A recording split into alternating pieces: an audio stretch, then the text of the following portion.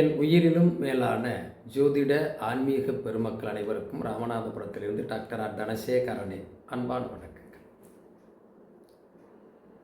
தேரோட்டியின் கேள்வியால் நிலை குலைந்த இறைவனை பார்த்து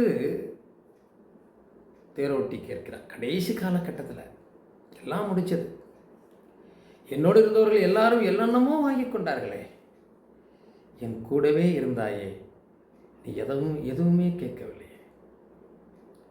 அப்போது அவர் கேட்கிறார், கண்ணா, உன்னோடு நான் இவ்வளவு காலம் பயணித்ததே பெரிய விஷயம், அதுவே நான் செய்த பாக்கியமாக கருதுகிறேன்.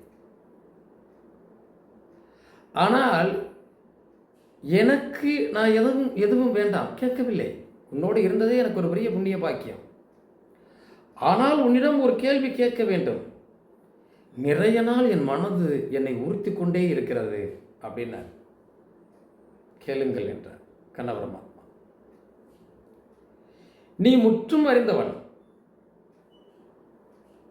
என்ன நடக்கப் போகிறது என்பதையெல்லாம் முன்கூட்டியே தெரிந்து கொண்டவன். உனக்கு தெரியாதது இந்த உலகத்தில் எதுவும் இல்லை இல்லையா? இல்லை. அப்போ ஏன் அந்த போரை தடுக்கலை? போர்னால எவ்வளவு அழிவுகள், எவ்வளவு உயிர் சேதங்கள். என்னையா இது நியாயம்? நீ கடவுள் தானே, நீ கடவுள் தானே, ஏன் இந்த அழிவு? சூதாடப் போகிறான் தர்மன், உனக்கு தெரியும்ல, அதை தடுத்திருக்கலாம்ல.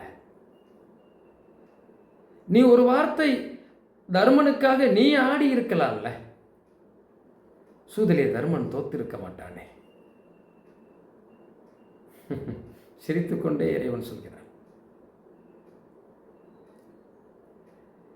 நீ கேட்பது சரியான கேள்விதான். துரியோதனன் தனக்கு பதில்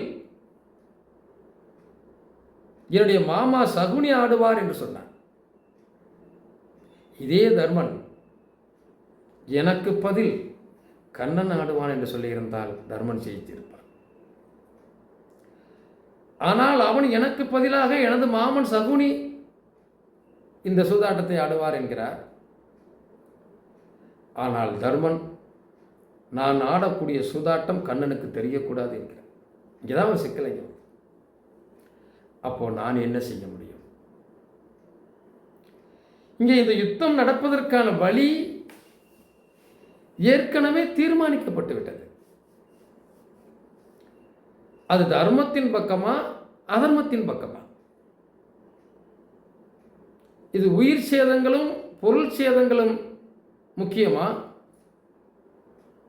ஆனால் எந்த சேதமும் ஆகாமல் அதர்மம் வாழ்ந்து கொள்ளலாம் என்று விடுவது சரியா? அந்த இடத்துல அந்த தர்மன் அப்படி சொல்லியிருந்தா ஜெயிச்சிருப்பார். சொல்லலை. அதன் பிறகு நான் தூதுவாக போனேன். குண்டூசி குத்துற இடம் கூட கொடுக்க முடியாது என்று சொல்லிவிட்டார். போரை நிறுத்துவதற்கு நான் நடவடிக்கை எடுக்கவில்லை, நான் அதையெல்லாம் செய்யவில்லை, தூது போகவில்லை, என்னால் தடுக்க முடியவில்லை என்கிறாயா? நீ எவ்வளவு காரணம் சொன்னாலும் ஏதாவது ஒரு வழி இருக்கும்ல, அதை செய்திருக்கலாம்ல. நாம் எல்லோரும் ஒரு பிரச்சனை வருகிறது, அது தலைமீறி போயிடுச்சு, அது விபரீதமாக நடந்துருச்சுன்னா நம்ம என்ன சொல்லுவோம்? கடவுளே உனக்கு கண் இல்லையா? உன்னை அனுதினமும் விளக்கேற்றி கும்பிடுகிறேனே, நீ என்னை காப்பாற்றுவாய் என்று தானே நினைக்கிறேன். உன்னை கும்பிட்ட என் தெய்வம் கூட என்னை கைவிட்டு அப்படிதானே சொல்றோம். ஆனால் எது கைவிடப் போகிறது, எது சரியாக செய்ய வேண்டும் என்பதை நாம் எப்போதாவது யோசிக்கிறோமா? இறைவன் அதை பல தடவை உன்னிப்பாக சொல்கிறார்.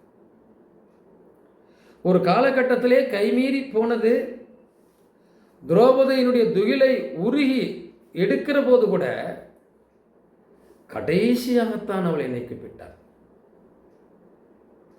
கடைசியாக தனது மானம் போகப் போகிறதே, என்ன வழி என்று கடைசியாகத்தான் கண்ணா என்னை காப்பாற்று என்று சொன்னால் நான் காப்பாற்றினேனா இல்லையா?